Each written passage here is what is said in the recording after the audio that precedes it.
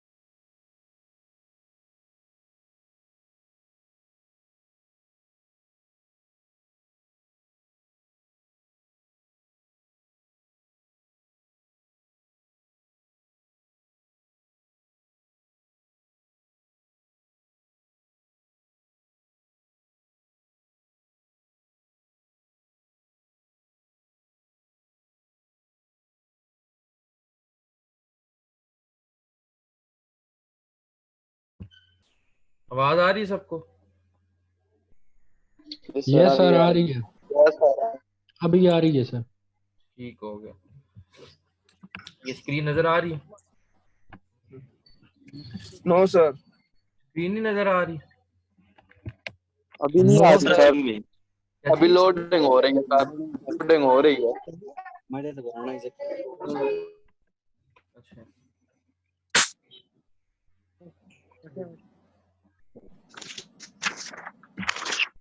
ये नेट का प्रॉब्लम मेरी साइड पे, तुम लोगों की साइड पे? लोडिंग वहां पे नहीं हो रही? अभी दोनों हो गई साइड है पे सर। सर। क्या चीज? आ गया सर, हो गया।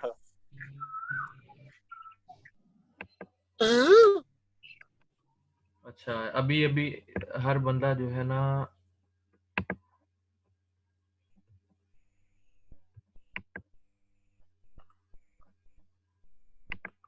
चलो ठीक है, अब अपनी अपनी जो है ना ऑडियो म्यूट कर लो। स्टार्ट करता हूँ, बाकी जो भी रह गया वो रिकॉर्डिंग पे जो है ना उन्हें मिल जाएगा ये।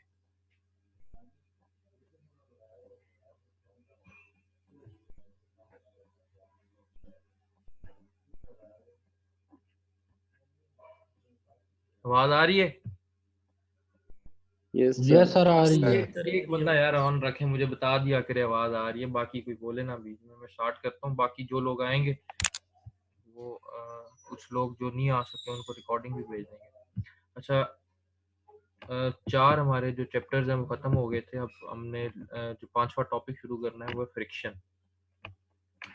तो ये एक बिल्कुल नया चैप्टर है। पहले जिस तरह हमने सेंट्रॉइड पढ़ा था, उसके बाद मूवमेंट ऑफ इनर्शिया पे आए थे हम, तो वो खत्म हुआ। अब टॉपिक अब बिल्कुल नए टॉपिक में है, फ्रिक्शन पे। तो सबसे पहले फ्रिक्शन होती क्या है? फ्रिक्शन बेसिकली, आवाज आ रही है ना? Yes sir. Yes sir. Friction friction daily life में जो है ना, फ्रिक्शन इज बेसिकली एक ऐसी फोर्स है which is around us all the time. तो डेली लाइफ में आपको इस फोर्स का जो है ना इससे काउंटर करना पड़ता है। तो बेसिकली फ्रिक्शन होती क्या है, हर बंदे को अगर एफएससी करके आए हो प्रॉपरली, कॉन्सेप्ट क्लियर है, तो फ्रिक्शन जो है हर बंदे ने जो है ना उसको पता होगा कि इट इज बेसिकली रेजिस्टेंस है जो एक सरफेस दूसरी सरफेस पे एग्जिट कर रही होती है, या one surface encounters when tends to move और मूविंग ओवर अनदर।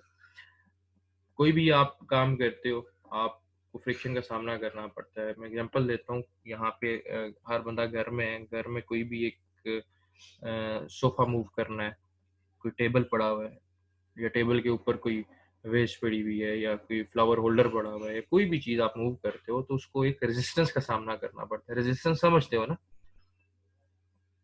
रेजिस्टेंस समझते हो ना? What is resistance? Yes sir, समझते हैं। ठीक हो गया। फ्रिक्शन बेसिकली जो है वो रेजिस्टेंस है, ठीक है, जो एक सरफेस इनकाउंटर करती है जब वो मूव करे किसी और सरफेस पे। तो फ्रिक्शन बेसिकली मैंने बताया कि ये एक ऐसी फोर्स है that is around us all the time. और जो बिहेवियर है फ्रिक्शन का, कि फ्रिक्शन जो है वो एक बॉडी पे, जो बॉडी कांटेक्ट है किसी भी सरफेस के साथ, वो उस पे कैसे लग रही है, उसका जो बिहेवियर है वो बहुत कॉम्प्लिकेटेड बिहेवियर है। उसको अभी तक कंप्लीटली अंडरस्टूड नहीं किया जा सका उसको बिहेवियर क्या है, लेकिन जो चीजें हैं अभी हम उन्हें डिस्कस करते हैं।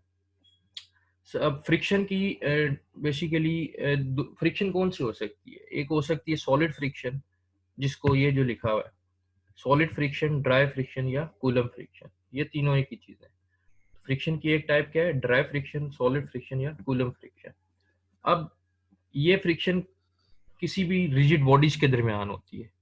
जो फ्रिक्शन किसके दरमियान हो? कोई भी दो रिजिड बॉडी, जैसे कि टेबल के ऊपर बुक पड़ी हुई, ठीक हो गया, उस बुक को आपने स्लाइड करना है, रोल करना है। इस पे मैं आता हूँ कि कूलम फ्रिक्शन के आगे टाइप्स क्या है।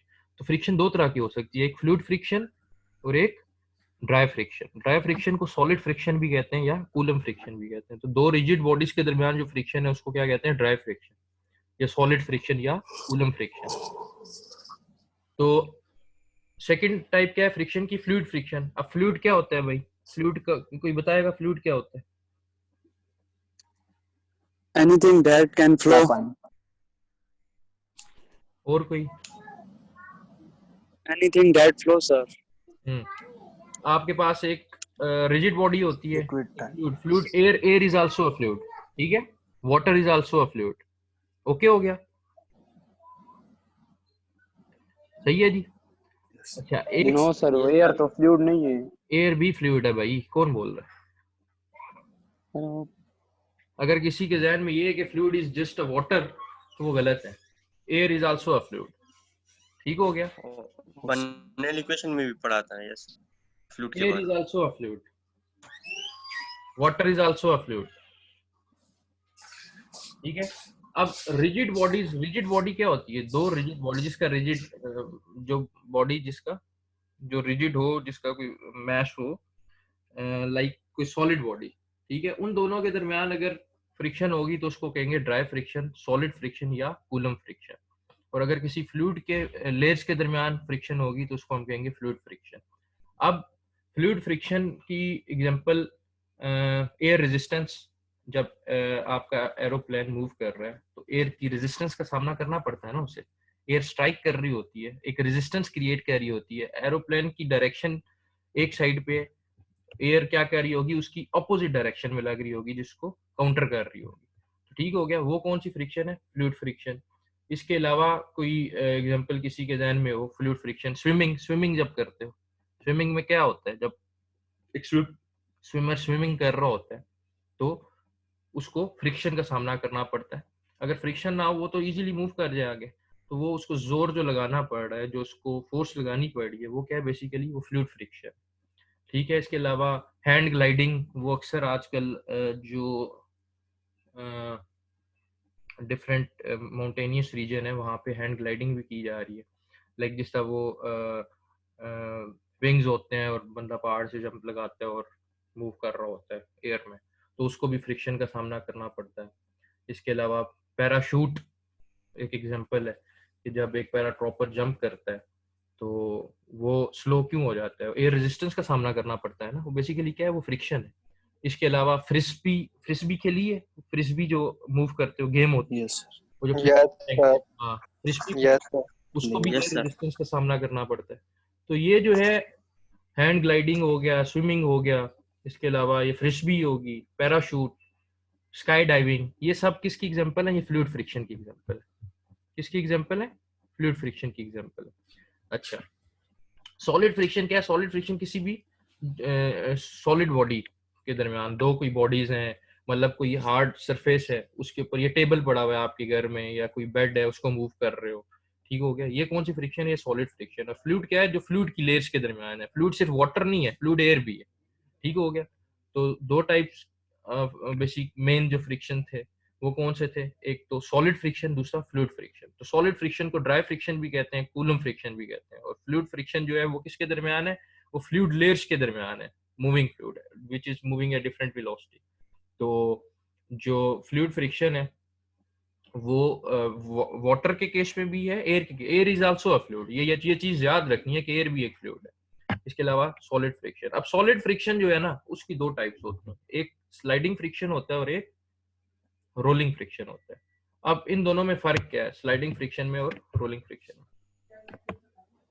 अच्छा, जो स्लाइडिंग फ्रिक्शन होता है वो दो रिजिड बॉडी, क्योंकि ये एक सॉलिड फ्रिक्शन की टाइप है जो स्लाइडिंग फ्रिक्शन है, तो स्लाइडिंग फ्रिक्शन भी दो रिजिड बॉडीज के दरमियान ही होंगे, ठीक है, जिनके दरमियान क्या मोशन हो? स्लाइडिंग मोशन हो रिलेटिव टू ईच अदर। ठीक हो गया, दोनों के दरमियान क्या मोशन हो। अब इसकी एग्जांपल देता हूँ, आवाज आ रही है? Yes sir. स्लाइडिंग फ्रिक्शन क्या है कि दो रिजिड बॉडीज के दरमियान फ्रिक्शन जिनमें क्या हो? स्लाइडिंग हो रिलेटिव टू ईच अदर।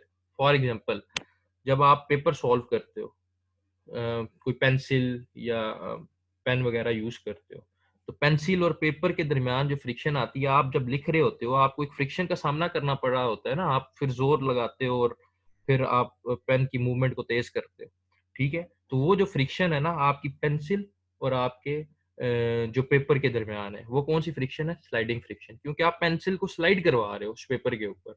इसके अलावा when you comb your hair, कंघी करते हो, कंघी को क्या कर रहे होते हो? स्लाइड कर रहे होते हो, तो ये भी एक एग्जांपल है स्लाइडिंग फ्रिक्शन की।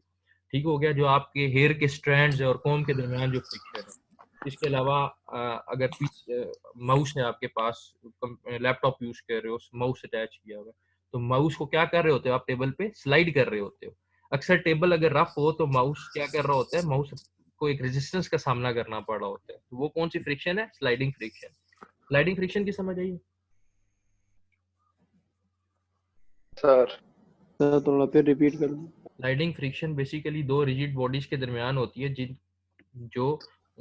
जिसमें क्या होती है? स्लाइडिंग मोशन होती है relative to each other. Sliding कैसे? लाइक मैंने आपको एग्जांपल दी, माउस यूज करते हो सिस्टम के साथ या लैपटॉप के साथ, आपने माउस लगाया हुआ है, तो माउस और टेबल के दरमियान जब माउस को स्लाइड कर रहे हो तो टेबल के ऊपर, तो एक रेजिस्टेंस जो सामना जो करना पड़ा होता है माउस को, वो क्या? Sliding friction.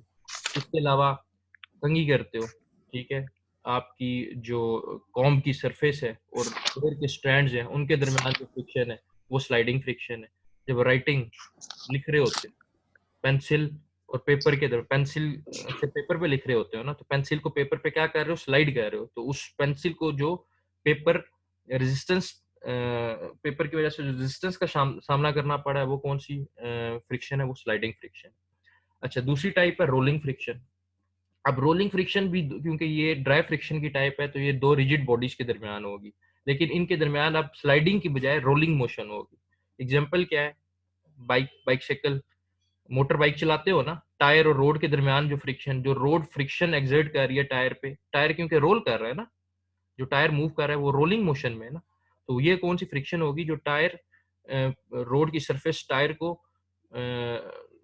रोड की सरफेस की वजह से जो रोलिंग मोशन में रेजिस्टेंस आ रही होगी, ये रोलिंग फ्रिक्शन होगी। इसके अलावा अक्सर आप बाउलिंग करते हो, जो गेम है बाउलिंग, जो आप बॉल फेंकते हो वो रोल करता हुआ जाता है और सरफेस उस पर रेजिस्टेंस एग्जर्ट कर रही होती है, तो उस लेन में, उस एल में और बॉल के दरमियान जो रेजिस्टेंस होगी वो कौन सी रेजिस्टेंस होगी? रोलिंग रेजिस्टेंस होगी। इसके अलावा हॉकी, जब हॉकी की गेम खेलते हैं प्लेयर, बॉल को क्या कर रहे होते हैं? रोल कर रहे होते हैं ना, तो वो जो आपकी टर्फ होती है, उस टर्फ की वजह से रेजिस्टेंस लग रही होती है उस बॉल पे, जो फ्रिक्शन कौन सी है? वो रेजिस्टेंस कौन सी है? वो बेसिकली रेजिस्टेंस फ्रिक्शन है, और वो कौन सी फ्रिक्शन है? वो रोलिंग फ्रिक्शन। जब भी बॉडी क्या करेगी? इन रोलिंग मोशन होगी रिलेटिव टू अदर, तो वो रोलिंग फ्रिक्शन होगी। स्लाइडिंग में कौन सी मोशन हो रही होगी? स्लाइडिंग मोशन हो रही होगी। तो ये बेसिकली ड्राई फ्रिक्शन की दो टाइप्स थी, sliding friction and rolling friction.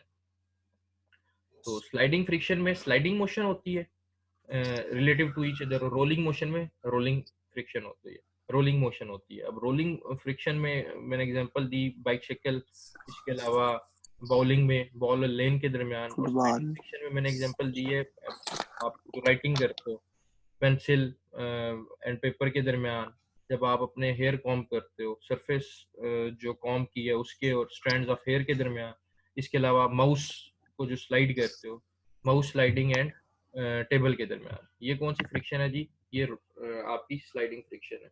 अच्छा, उसके बाद स्टैटिक फ्रिक्शन क्या है? स्टैटिक मतलब कोई चीज रेस्ट पे मूव नहीं कर रही। दो तरह की मोशन होती है ना, एक स्टैटिक और एक काइनेटिक। स्टैटिक मतलब स्टैटिक से मुराद है रेस्ट, एट रेस्ट। जब भी कोई चीज रेस्ट पे उस पे कोई भी काम हो रहा है वो स्टैटिक है। और डायनामिक या काइनेटिक का क्या मतलब है? In motion. जब भी कोई चीज मूव कर रही है और उस पे कोई फ्रिक्शन एक्सर्ट हो रही है तो वो कौन सी फ्रिक्शन होगी? वो काइनेटिक फ्रिक्शन होगी। सिंपल सा कॉन्सेप्ट है कि स्टैटिक फ्रिक्शन में क्या है कि it is the friction between two rigid bodies when there is no motion relative to each other. मतलब कि कोई मोशन नहीं हो रही एक दूसरे के रिलेटिव में बात करूं। फॉर एग्जांपल, एक बुक है जो कि एक डेस्क पे पड़ी हुई है, एक टेबल पे पड़ी हुई है, या कोई फ्लावर होल्डर है जो साइड टेबल पे पड़ा हो, तो वो क्या है? वो जो फ्लावर होल्डर है, वो जो बुक है, वो क्या है? टेबल पे रेस्ट पे है, मूव नहीं कर रही। ठीक है, तो इसके दरमियान टेबल और आपकी बुक के दरमियान जो फ्रिक्शन होगी उसको हम कहेंगे स्टैटिक फ्रिक्शन। मतलब आप कोई भी ऐसी चीज जिस पे फोर्स लगा रहे हो और वो चीज मूव नहीं कर रही, वो अपनी जगह पे है, तो वो फ्रिक्शन कौन सी होगी? उस वक्त स्टैटिक फ्रिक्शन होगी। मतलब आप लेट्स सपोज यहाँ पे एक बेड है, बेड पे आप बेड को पुश करते हो, बेड इनिशियली मूव नहीं करता, वो मूव नहीं कर रहा होता, वो अपनी जगह पे होता है। क्यों? आप जो फोर्स लगा रहे होते हो वो भी कम होती है क्योंकि फ्रिक्शन फोर्स ज्यादा होती है। तो बेड जो उस वक्त है वो कौन सी उस पे कौन सी फ्रिक्शन लग रही है? स्टैटिक फ्रिक्शन लग रही है, क्योंकि बेड मूव नहीं कर रहा। जो ही थोड़ी सी ज्यादा फोर्स आप बढ़ाते हो, बेड क्या करता है? मूव करना शुरू कर देता है। तो उस वक्त वो जो स्टैटिक फ्रिक्शन है वो कौन सी फ्रिक्शन बन जाती है? Kinetic friction. सिंपल कि जब भी चीज रेस्ट पे होगी उस वक्त जो फ्रिक्शन होगी उस पे, वो कौन सी फ्रिक्शन होगी? Static friction. और जो ही वो चीज मूव करना शुरू कर जाए, क्योंकि जब मूव कर रही होती है कोई भी चीज तब भी फ्रिक्शन रहती है, फ्रिक्शन खत्म नहीं होती। अगर फ्रिक्शन खत्म हो जाए वो चीज कंटिन्यूसली मूव करना शुरू कर दे, ठीक है, तो उस वक्त जो फ्रिक्शन होगी वो कौन सी फ्रिक्शन होगी? Kinetic friction. तो स्टैटिक फ्रिक्शन किसी भी दो रिजिड बॉडीज के दरमियान होती है जब दोनों के दरमियान कोई मोशन ना हो, दोनों बॉडीज क्या हो, एक बॉडी दूसरे की विद रिस्पेक्ट अगर मैं बात करूं तो वो रेस्ट पे हो। और डायनामिक या काइनेटिक फ्रिक्शन तब होती है कि जब मोशन हो रही हो, जब बॉडी मूव कर रही हो। एक चीज याद रखना, जो रोलिंग फ्रिक्शन है ना, रोलिंग फ्रिक्शन इसकी बात कर रहा हूँ, ये रोलिंग फ्रिक्शन जो है, ये चीज नोट कर लो बेशक। रोलिंग फ्रिक्शन हमेशा स्लाइडिंग फ्रिक्शन से कम होती है। ठीक है, रोलिंग फ्रिक्शन जब भी बॉडी क्या नाम है रोल करती है, उस पे जो सरफेस फ्रिक्शन या रेजिस्टेंस उसको दे रही पे एग्जर्ट कर रही होती है वो कम होती है as compare to sliding friction. किसी भी चीज को स्लाइड करवाओगे ना, फोर्स ज्यादा लगेगी एज कम्पेयर टू उसको रोल करो। ठीक हो गया? तो इसलिए जो है ना, रोलिंग फ्रिक्शन हमेशा लेस होती है। फ्रिक्शन मतलब जो रेजिस्टेंस का सामना करना पड़ा होता है ना, जो बॉडी रोल कर रही है उसको, वो कम होती है as compare to sliding friction. इसी तरह जो फ्लूइड फ्रिक्शन होती है वो लेस होती है than sliding friction. For example, आप एक बॉडी को स्लाइड कर रहे हो ड्राई सरफेस पे, उसी ड्राई सरफेस पे आपने क्या किया, उसी ड्राई सरफेस पे कोई भी फ्लूइड, कोई लुब्रिकेंट आपने फेंक दिया, कोई ऑयल वगैरह। अब उस बॉडी को मूव करवाओगे उस फ्लूइड पे तो बॉडी इजीली मूव करेगी। ठीक है, तो फ्लूइड फ्रिक्शन भी स्लाइडिंग फ्रिक्शन से कम होती है and rolling friction is also less than sliding friction. किसी भी चीज को आपने रोल करना है, ठीक है, वो उस पे जो रेजिस्टेंस, उसको जो रेजिस्टेंस का सामना करना पड़ेगा एज कम्पेयर टू स्लाइडिंग, वो कम होगी। तो जो आपकी रोलिंग फ्रिक्शन है वो कम होती है स्लाइडिंग फ्रिक्शन से, और आपकी जो फ्लूइड फ्रिक्शन है वो कम होती है स्लाइडिंग फ्रिक्शन से। उसके बाद अब कूलम ने थ्योरी दी थी फ्रिक्शन की, जिसे कहते हैं कूलम्स थ्योरी ऑफ फ्रिक्शन। अब वो उसके मतलब कुछ की पॉइंट्स क्या क्या थे। कूलम ने कहा था कि, अच्छा सबसे पहले मुझे ये बताओ, अपनी जरा अनम्यूट कर लो ऑडियो बेशक, कोई भी एक बंदा मुझे ये बताए, swimming swimming in the ocean, किसी भी ओशन में आप स्विम कर रहे हो तो ये इस पे जो फ्रिक्शन होगी वो कौन सी फ्रिक्शन होगी? जो भी मैंने टाइप्स बताई हैं उनमें से फ्लूइड फ्रिक्शन होगी सर। Fluid friction. ठीक हो गया, गुड। इसके अलावा अब कोई और बंदा मुझे बताया, एक फ्लावर होल्डर टेबल के ऊपर पड़ा हुआ है, उस पे कौन सी फ्रिक्शन होगी? Static. स्टैटिक फ्रिक्शन होगी। गुड हो गया। इसके अलावा आप एक कार जो आप गाड़ी चला रहे Rolling. रोलिंग फ्रिक्शन, ठीक हो गया। गुड। इसके अलावा ये जो आपके जितने भी बर्ड्स हैं, ये फ्लाई कर रहा है, इस पे कौन सी फ्रिक्शन होगी? एयर फ्लाई कर रहा है, Fluid friction. गुड हो गया, फ्लूइड फ्रिक्शन होगी।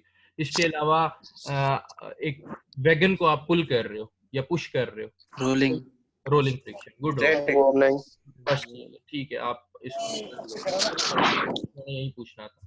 ठीक है, आप audio coulomb theory of friction क्या है जी?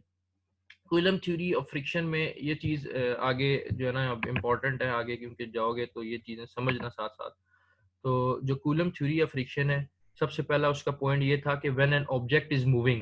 अब वो क्या कह रहे हैं? When an object is moving, इसका ये मतलब है जब ऑब्जेक्ट मूव कर रहा है तो अब फ्रिक्शन उस पर कौन सी आएगी? काइनेटिक फ्रिक्शन आएगी। अब स्टैटिक फ्रिक्शन खत्म होगी। अब बॉडी पे कौन सी फ्रिक्शन लगेगी? वो फ्रिक्शन जो लग रही होगी वो काइनेटिक फ्रिक्शन होगी। When an object is moving, ये ऑब्जेक्ट मूव कर रहा है, तो friction is proportional and perpendicular to the normal force and opposite to the direction of the motion. क्या कहता है वो ये कहता है, लेट्स सपोज ये एक सरफेस है, ठीक हो गया, यहाँ से इसका कलर चेंज हो जाता है।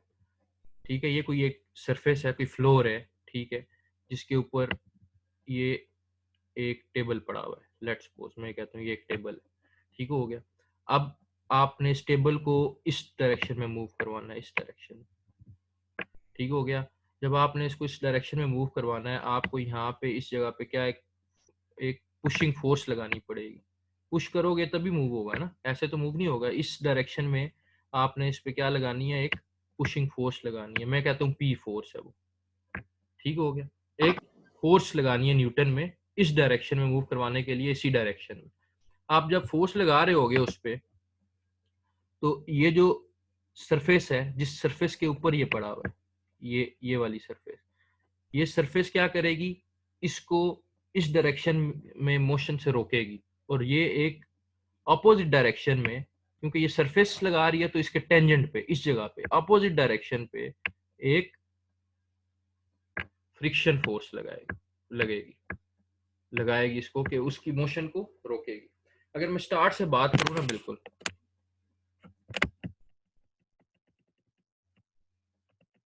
क्या हो रहा है कि ये एक टेबल एक सरफेस पे, अभी लेट्स सपोज मैं बिल्कुल स्टार्ट से आता हूँ, सरफेस पे बिल्कुल रेस्ट पे आपने क्या किया? एक फोर्स लगाई।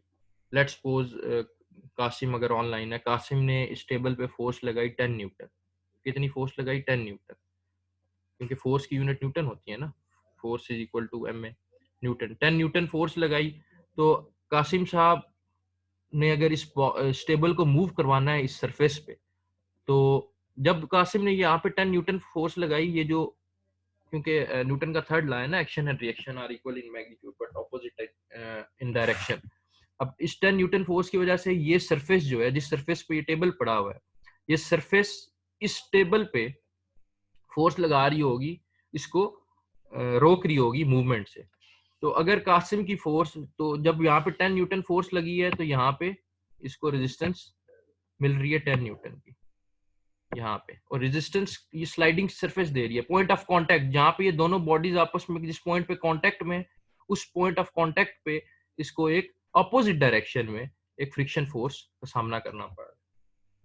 जो ही ये फ्रिक्शन फोर्स, ठीक है, देखो आहिस्ता आहिस्ता कासिम फोर्स क्या कर रहा होगा? बढ़ा रहा। टाइम लिमिट भी होती है इसमें? यस सर, 10 मिनट बाद ये बंद हो जाएगा सर। 40 मिनट होती है सर। अच्छा, चलो इसको देखते हैं। अच्छा, ये यहाँ पे 10 न्यूटन फोर्स लगी, ठीक है। अब एक देखो, आप टेबल पे फोर्स लगा रहे हो, टेबल जमीन पे पड़ा हुआ है। एक टाइम आता है कि आप फोर्स बढ़ाते जाते हो, अभी टेबल मूव नहीं करता। एक टाइम आता है आप फोर्स इतनी बढ़ा देते हो कि टेबल क्या करना शुरू कर देता है? इस पे स्लाइड करना शुरू कर देता है। अब आपको नहीं पता कि आप कितनी फोर्स लगाओगे उस टेबल ने स्लाइड करना है, आप फोर्स बढ़ा रहे हो बढ़ा रहे हो बढ़ा रहे हो। हर चीज की एक देखो मैक्सिमम लिमिट आती है ना। आपने सबसे पहले यस सर 5 न्यूटन फोर्स लगाई, ठीक है, टेबल मूव नहीं किया। फिर 6 न्यूटन फोर्स लगाई, टेबल मूव नहीं किया। 7 न्यूटन फोर्स लगाई, जो ही 7 न्यूटन फोर्स लगाई ना, 7.01 इतनी न्यूटन पे टेबल ने क्या किया, मूव करना शुरू कर दिया। 7.01 न्यूटन, इसका या मैं यही बात करता हूँ 7.01 नहीं, 7 न्यूटन पे टेबल ने क्या किया, मूव किया। 7 न्यूटन क्या लिमिट है, मैक्सिमम लिमिट है ना, जिसपे टेबल ने क्या किया, मूव करना शुरू कर दिया। इसका मतलब ये हुआ 7 न्यूटन से अगर फोर्स कम होगी उस टेबल ने मूव नहीं करना। तो 7 न्यूटन क्या है, मैक्सिमम लिमिट है आपने जो फोर्स लगाई। तो 7 न्यूटन पे जो रेजिस्टेंस का सामना करना पड़ा होगा, क्योंकि 7 न्यूटन पे आपका जो पी जो आपने पुशिंग लोड लगाया उस पे, वो किसके इक्वल हो जाता है, फ्रिक्शन के इक्वल हो जाता है। तो 7 न्यूटन फोर्स पे आपकी मैक्सिमम लिमिट है, जिस पे फ्रिक्शन फोर्स जो आपको फ्रिक्शन रेजिस्टेंस का सामना करना पड़ा है और आपका लोड जो पुशिंग लोड है वो इक्वल है। जो ही आपने 7.01 न्यूटन लोड किया, आपका टेबल क्या करना शुरू हो गया, स्लाइड करना शुरू हो गया। तो जो ही 7.01 न्यूटन आपने पुशिंग लोड लगाया, तो उस वक्त आपकी जो फ्रिक्शन है वो कौन सी फ्रिक्शन बन गई, काइनेटिक फ्रिक्शन टिल 7 न्यूटन। यानी 7 न्यूटन से कम आपकी कौन सी फ्रिक्शन थी, स्टैटिक फ्रिक्शन। 7 न्यूटन पे भी स्टैटिक है कि 7 न्यूटन तक भी स्टैटिक है वो, कि 7 न्यूटन पे भी वो मूव नहीं किया, 7.01 न्यूटन पे उसने मूव किया है। 7 न्यूटन भी स्टैटिक है, लेकिन 7 न्यूटन क्या है, उस स्टैटिक फ्रिक्शन की मैक्सिमम लिमिट है। तो इस स्टैटिक फ्रिक्शन की मैक्सिमम लिमिट को हम क्या कहते हैं, लिमिटिंग फ्रिक्शन कहते हैं। ये चीज आगे भी आएगी, इस चीज को याद रखना है।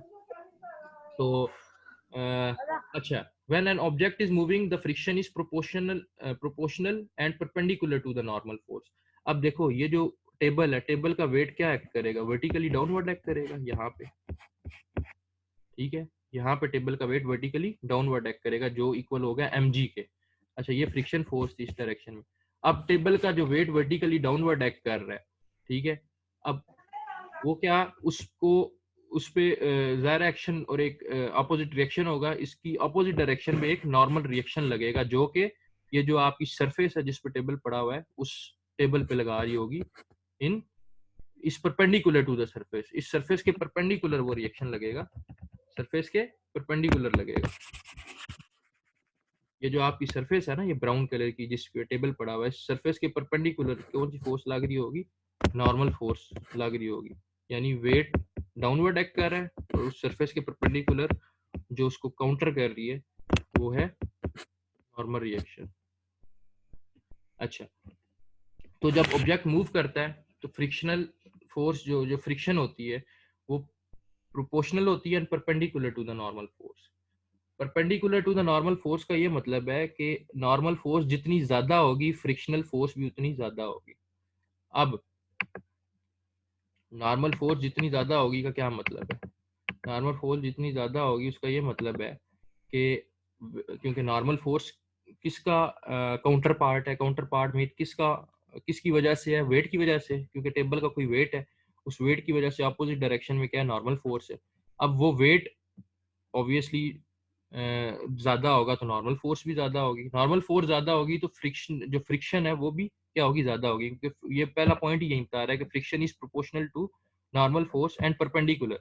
देखो फ्रिक्शन की डायरेक्शन ये है और आपके जो नॉर्मल फोर्स है उसकी डायरेक्शन अपवर्ड है। तो फ्रिक्शन और नॉर्मल फोर्स के दरमियान कौन सा एंगल है, फ्रिक्शन और नॉर्मल फोर्स के दरमियान जो एंगल है वो है 90 डिग्री। कौन सा एंगल है जी, 90 डिग्री का एंगल। अच्छा, इन दोनों के दरमियान आपस में एंगल है 90 डिग्री का। ये क्या है, ये लिख क्यों नहीं रहा,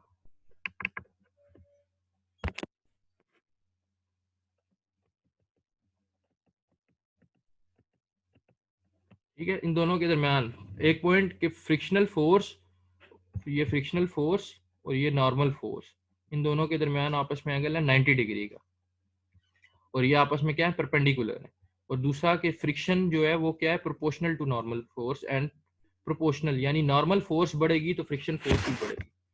होता यह है कि जब दो रफ सरफेसेस इन कांटेक्ट होती है ना, तो जो एक्चुअल एरिया होता है वो क्या होता है कि टाइनी फ्रैक्शन होता है टोटल एरिया का। तो बेसिकली जब दोनों चीजें, अगर इसकी मैं केमिस्ट्री में चला जाऊँ ना, ये जो दोनों सरफेस इन कांटेक्ट है, इसकी केमिस्ट्री में जाऊँ, तो आप जब देखोगे ना इन दोनों की सरफेस को देखोगे, तो छोटे छोटे मॉलिक्यूल्स होते हैं जो मिल के क्या बना रहे होते हैं, उस सरफेस को बना रहे होते हैं। ठीक हो गया। तो जब भी नॉर्मल फोर्स ज्यादा होगी ना, तो जो कांटेक्ट एरिया मीन ये दोनों आपस में जितने पॉइंट आपस में इन कांटेक्ट है ना, ये टेबल और ये नीचे वाली सरफेस आपस में क्या है, इन कांटेक्ट है। अब ये कभी भी 100% इन कांटेक्ट नहीं हो सकते। ठीक है, स्मॉल हिल्स बनती हैं, ये सरफेस रफ होती है, सरफेस स्मूथ कभी भी नहीं होती। आप जब इसकी बिल्कुल माइक्रोस्कोपिक व्यू इसका देखोगे, तो छोटे छोटे एटम से मिलके जो दो सरफेस है एक बॉन्ड बना रही होती है, एडहेजन होती है। दो डिफरेंट सरफेस के दरमियान जो अट्रैक्शन होती है उसे एडहेजन कहते हैं। ठीक हो गया। तो जब ये नॉर्मल फोर्स ज्यादा होगी ना, यानी वेट ज्यादा होगा, तो ये आपस में दोनों का कांटेक्ट क्या हो जाएगा, कांटेक्ट एरिया इंक्रीज हो जाएगा। ठीक हो गया।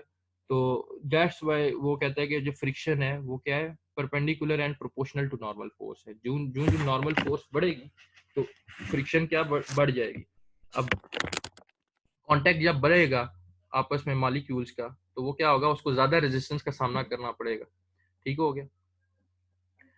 अच्छा, फ्रिक्शन एक तो opposite to the direction of motion है। मोशन मतलब इस साइड पे हो रही है, इस डायरेक्शन में मोशन हो रही है, तो फ्रिक्शन क्या लग रही है, अपोजिट डायरेक्शन में लग रही है। कितना टाइम रह गया?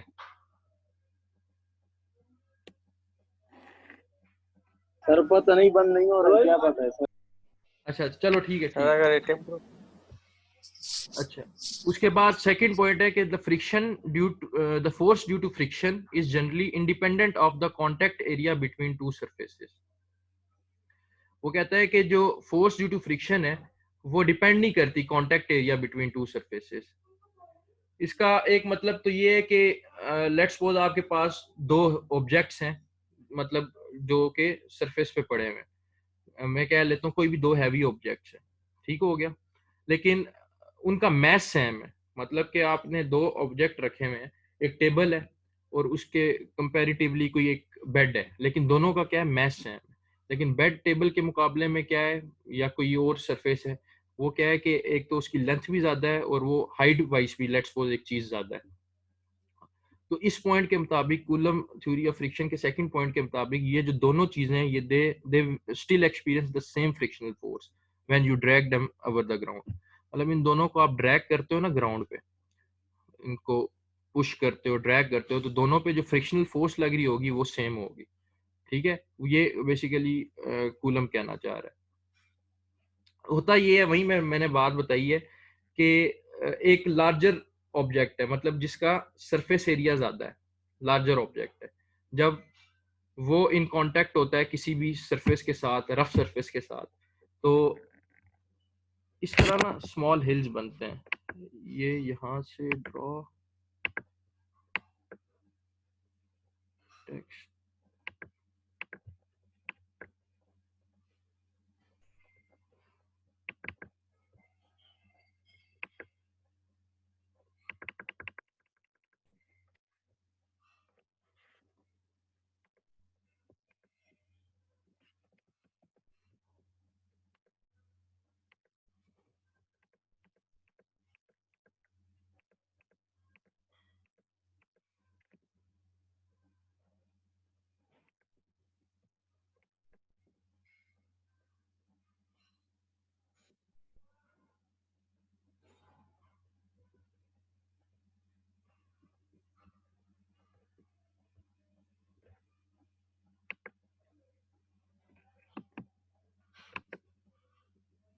अच्छा, अब आवाज आ रही है ना? Yes sir. ये एक टेबल पड़ा हुआ है इस सरफेस के ऊपर, जो कि सरफेस क्या है, रफ सरफेस है कोई भी। ठीक है, अगर मैं केमिस्ट्री बनाऊं इसकी, ये जो सरफेस है ये वाली, इसको मैं इसकी माइक्रोस्कोपिक व्यू पे जाऊं, ये सरफेस कभी भी यहाँ पे आपको माइक्रोस्कोपिक व्यू में सरफेस क्या लग रही है, बिल्कुल स्मूथ है, ऐसे नहीं है। जब मैं इसको माइक्रोस्कोपिक व्यू में देखूंगा ना, तो ऐसे ऐसे छोटे छोटे एटम से मिलके इसकी सरफेस जो है ना, छोटे छोटे एटम यूं करके तरह करके।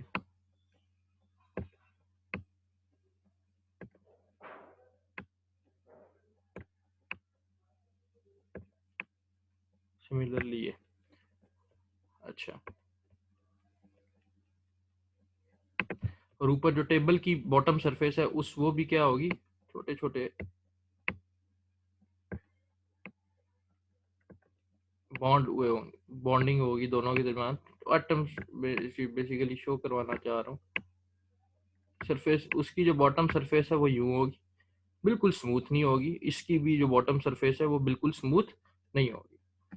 वो कहना ये चाह रहा है कि एक ये टेबल पड़ा हुआ है, एक और टेबल पड़ा हुआ है जिसकी देखो इस टेबल का जो कांटेक्ट एरिया है ना ये वाला, वो कांटेक्ट एरिया इस टेबल के कांटेक्ट एरिया से ज्यादा है। मतलब वो ज्यादा जगह जो है ना उसने ऑक्यूपाई की हुई है। इस टेबल ने जगह ये कम ऑक्यूपाई की हुई, इस टेबल ने जगह ज्यादा ऑक्यूपाई की हुई।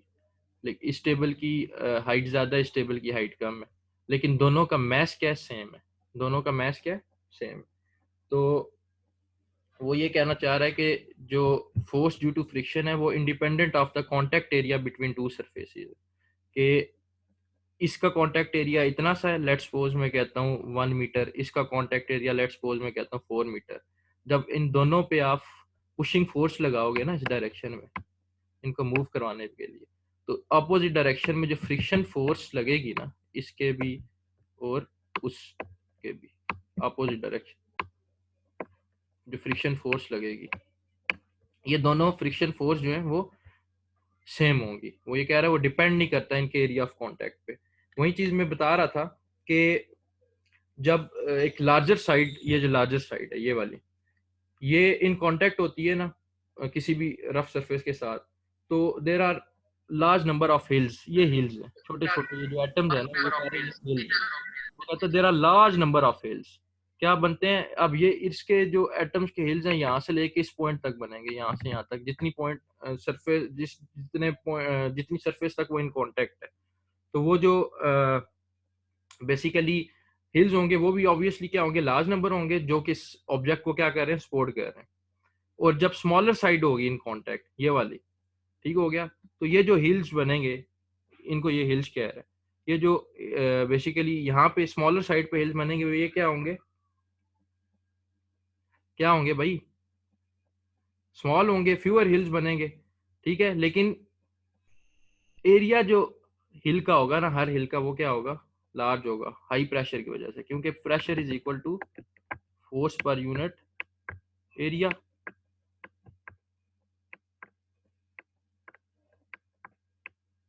ठीक है,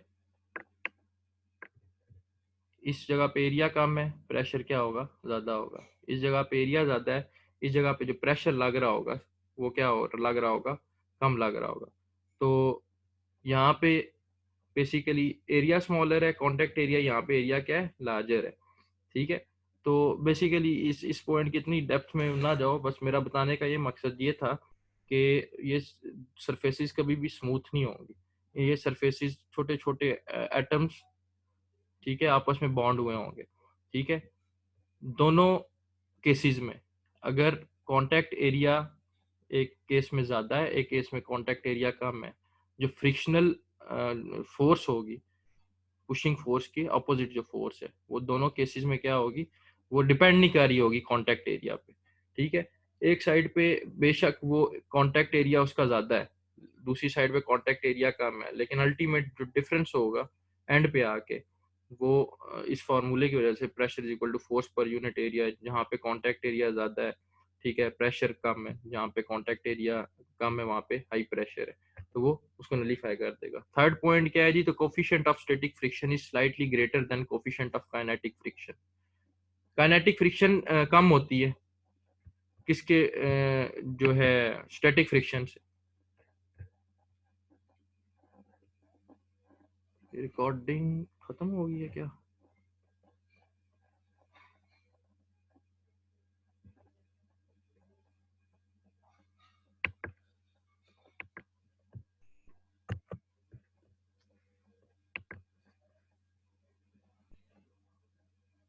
हो रही है।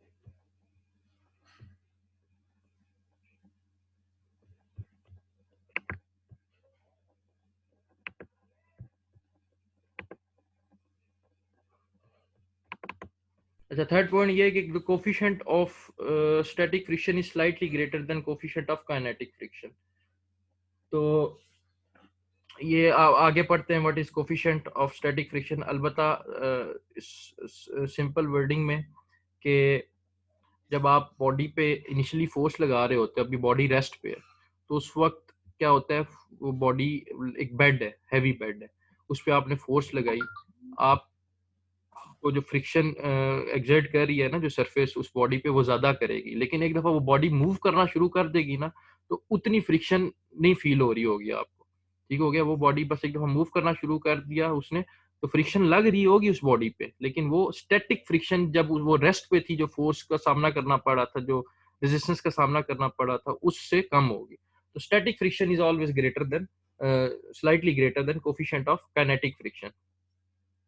तो बेसिकली काइनेटिक फ्रिक्शन इसलिए कम होती है बिकॉज जो है ना, it is not able to fully retain the body from moving.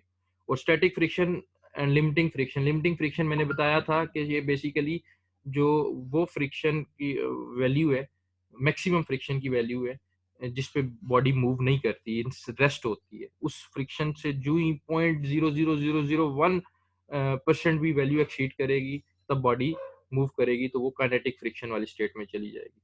ठीक है, तो जो स्टैटिक फ्रिक्शन और लिमिटिंग फ्रिक्शन वो इसलिए हाई होती हैं because both are able to retain the body from moving. सही हो गया। उसके बाद फोर्थ पॉइंट ये कि within range limits kinetic friction is independent of velocity. Range limits क्या है कि basically small but non zero speeds, बहुत कम वेलोसिटी, नॉन जीरो वेलोसिटी या स्पीड कह लो, बहुत स्मॉल स्पीड के लिए नॉन जीरो, जीरो नहीं नॉन जीरो, स्मॉल स्पीड के लिए फ्रिक्शन जो है वो इंडिपेंडेंट ऑफ स्पीड है। मतलब ये कहने का है कि आप एक टेबल को मूव कर रहे हो, उसकी जो वेलोसिटी बढ़ाने से काइनेटिक फ्रिक्शन पे कोई फर्क नहीं पड़ेगा, लेकिन फर्क पड़ता है आप एक टेबल को तेजी से मूव करो, एक टेबल को स्लो मूव करो, तो क्योंकि अब स्पीड का डिफरेंस ह्यूज आ गया ना। लेकिन इसलिए मैंने ये बात की small but non zero speed, small speed तक जो है ना इतना फर्क नहीं पड़ता, लेकिन आपने एक स्पेसिफिक उस स्पीड लिमिट से बढ़ाया तो आपकी जो काइनेटिक फ्रिक्शन है वो फिर उस वक्त डिपेंड करेगी स्पीड पे। तो small but non zero speeds के लिए जो है ना काइनेटिक फ्रिक्शन इंडिपेंडेंट है वेलोसिटी की। अच्छा, फिफ्थ पॉइंट ये है कि friction depends upon the nature of the surface in contact. बिल्कुल ऐसे ही है जी।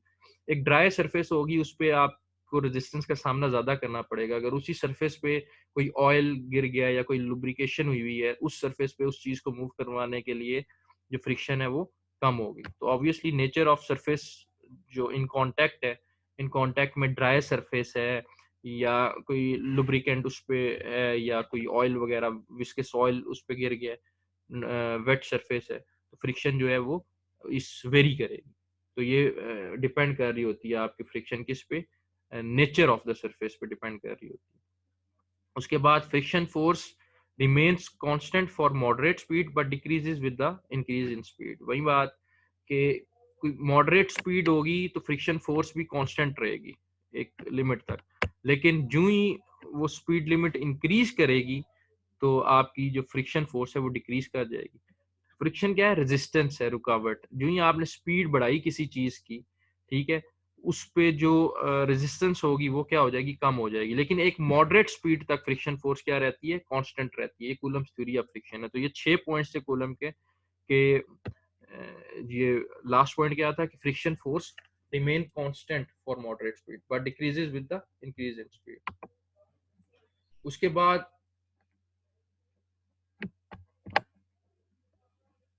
what is friction force? Friction force is the tangential force. बिल्कुल जी, टेंजेंशियल फोर्स है।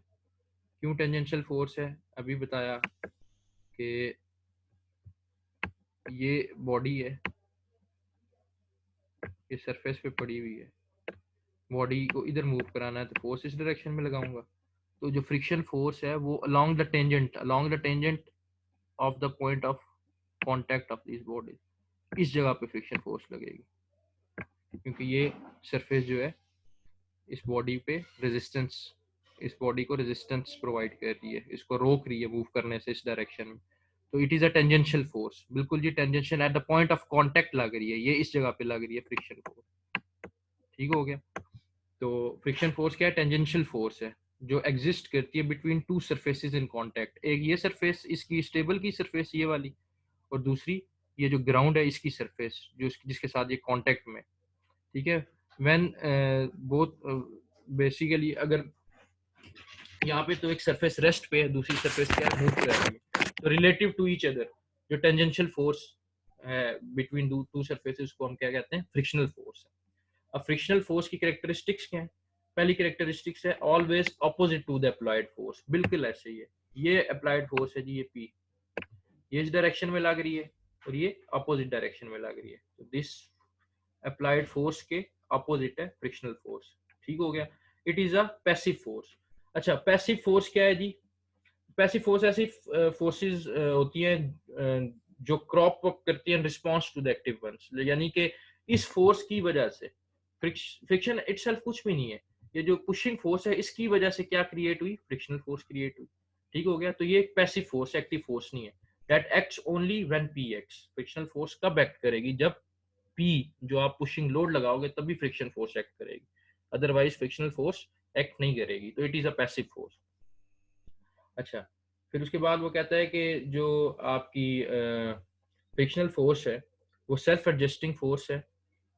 Only that much comes into play as it is just sufficient to prevent motion. कि ये friction force self adjust कर रही होती है कि उतनी जस्ट इतना ही रोल प्ले करती है जितनी उसको मोशन प्रिवेंट करने के लिए चाहिए होता है। मतलब ये नहीं होता कि वो अपनी मैक्सिमम लिमिट उस वक्त एक्सर्ट कर रही हो। आप जितनी, क्योंकि मैंने बताया कि आप जितना पुशिंग फोर्स लगाओगे उतनी फ्रिक्शनल फोर्स अपोजिट डायरेक्शन में मिलेगी।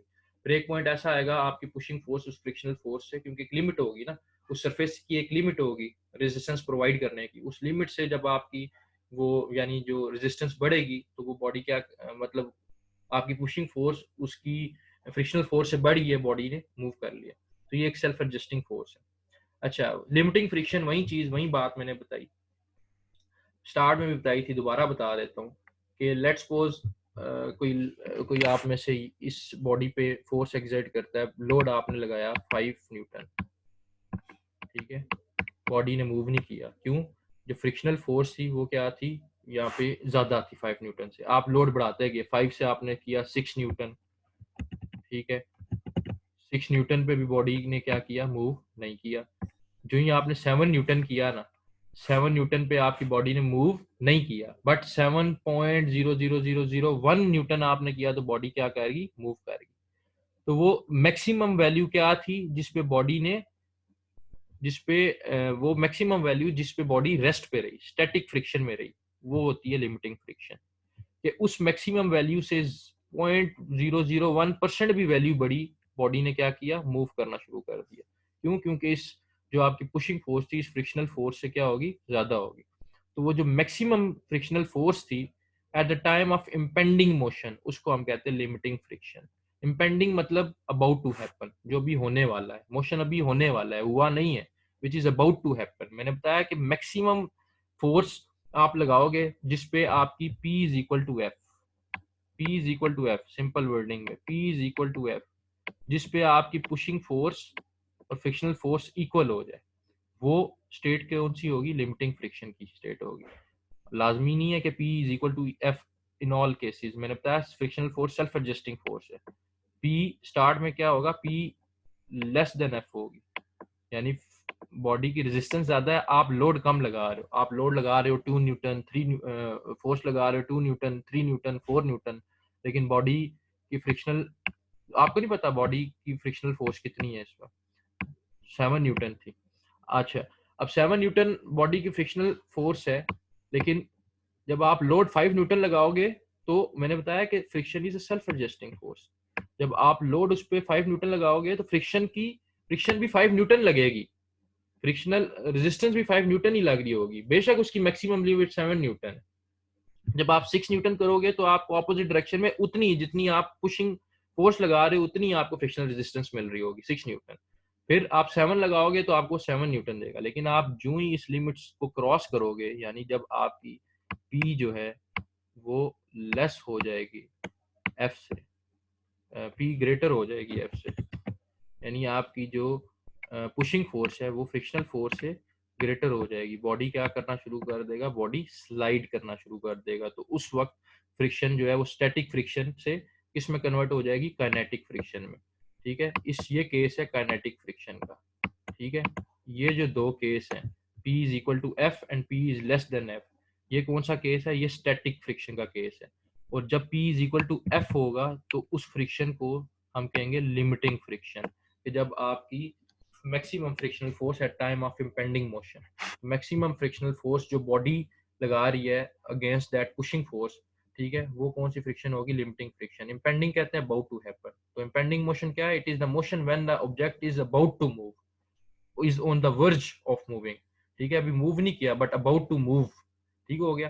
तो याद रखना है ये तीन चीजें कि आपकी जब पुशिंग फोर्स कम होगी फ्रिक्शनल फोर्स से, बॉडी क्या होगा, मूव नहीं करेगा। ठीक है, जब pushing force equal to friction force होगी तब भी बॉडी मूव नहीं करेगा, लेकिन ये वो मैक्सिमम फोर्स है कि इस फोर्स से अगर पुशिंग फोर्स जरा से भी बड़ी, बॉडी ने क्या कर लेना है, मूव कर लेना है। तो वो मैक्सिमम फोर्स जिस पे पुशिंग फोर्स और फ्रिक्शनल फोर्स इक्वल होते हैं उसको हम कहते हैं लिमिटिंग फ्रिक्शन। उसको क्या कहते हैं, limiting friction. This is the maximum frictional force at the time of, और ये कब होती है, ये at the time of impending motion होती है, मतलब कि motion is about to happen. जाहिर है अब एक पॉइंट ऐसा आना है, ट्रांजिशन स्टेट आनी है कि इसके नीचे नहीं हो रहा और इससे ऊपर क्या हो रहा है, मोशन हो रहा है। तो वो जो एक पॉइंट है वो स्टैटिक, वो ट्रांजिशन पॉइंट, कि जिसके नीचे अगर आपकी फोर्स है तो मोशन क्या है, स्टैटिक है, और उसके ऊपर अगर आपकी पुशिंग फोर्स है तो क्या है, मोशन काइनेटिक। तो ये था जी limiting friction and impending motion. के बाद आते हैं हम नेक्स्ट पे।